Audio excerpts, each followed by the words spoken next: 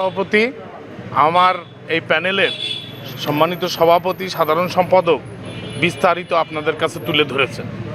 আমরা শুধু একটা জিনিসই এই সাধারণ মানুষের কাছে জানাতে চাই যে 33 বছরে যা না হয়েছে, আমরা যদি নির্বাচিত হয়ে ওখানে যেতে পারি, ইনশাল্লাহ 3 বছরেই তার আমূল পরিবর্তন আমরা আনব।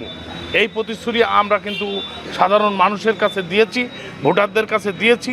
আমরা চাই যে ওটা একটা সেবামূলক প্রতিষ্ঠান, এই প্রতিষ্ঠানে মানুষ এসে যাতে সেবা পায়, বিভ্রান্তির সৃষ্টি না হয়, হয়রানির শিকার না হয়, সেই বৈষম্য দূর করার জন্যেই আমরা এই সম্মিলিত নাগরিক পরিষদের পক্ষ থেকে প্যানেল দিয়েছি।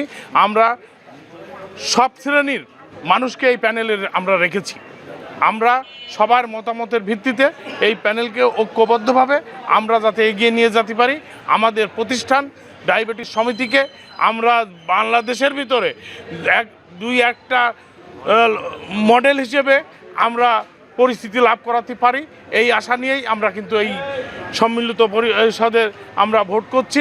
আগামী 21 তারিখে ভোটারদের মতামতের ভিত্তিতে যদি আমরা ওখানে যেতে পারি, তা সেটা আপনারা 3 বছরের ভিতরে আমূল পরিবর্তন হয়েছে, এটা আপনারা জানতে পারবেন। সকলকে ধন্যবাদ।